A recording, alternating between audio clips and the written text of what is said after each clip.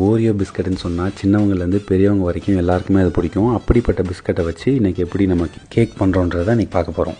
First cream and biscuit ரெண்டையும் தனித்தனியாக பிரிச்சுக்கிறோம். அப்புறம் அந்த பிஸ்கட்டை நல்லா பவுடர் பண்ணுற மாதிரி வச்சுக்கணும். ரொம்ப பவுடர் பண்ணிடக்கூடாது, கொஞ்சம் பொறப்பொறப்பாக இருக்கிற மாதிரி பண்ணிடணும். ஸோ கேக் சாப்பிட்றப்ப அந்த க்ரன்ச்சி ஃபீல் கடைசி வரைக்கும் இருந்துக்கிட்டே இருக்கும். அப்புறம் செப்பரேட் பண்ணி வச்ச க்ரீமை எடுத்து நம்ம நார்மல் ஃப்ரெஷ் க்ரீம் கூட போட்டு நல்லா மிக்ஸ் பண்ணிக்கணும். அப்புறம் லேயரில் தேவைப்படுற க்ரீமையும் அப்புறம் அந்த க்ரன்ச்சியான பிஸ்கட்டையும் சேர்த்து வச்சு எல்லா லேயர்லையும் நம்ம ஃபில்லிங்ஸ் கொடுத்துட்றோம். அப்படி பிரித்து கொடுக்குறத நீங்கள் ஈக்குவல் அமௌண்ட்டாக பிரித்து கொடுத்தா தான் உங்களுக்கு சாப்பிட்றப்ப டேஸ்ட் யூனிஃபார்மாக இருக்கும். ஒன்ஸ் அப்ளை பண்ணதுக்கப்புறம் அதோட லேயர் வந்து இப்படி தான் பிஸ்கட் பொறியாக தெரியும்.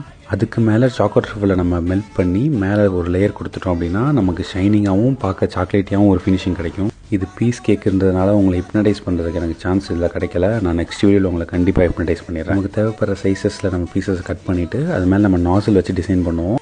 FDB21 இதுதான் அந்த நாசிலோட நம்பர். ஸ்பைரல் டிசைன் இந்த நாசில் ரொம்ப நல்லா வரும். ஃபைனலாக எல்லா பீஸ் கேக் மேலேயும் ஒரு ஓரியோ பிஸ்கட் வச்சு நம்ம டிசைன் கம்ப்ளீட் பண்ணியாச்சு. இந்த கேக் எப்படி இருந்துச்சுன்னு கமெண்ட்ஸில் சொல்லுங்கள்.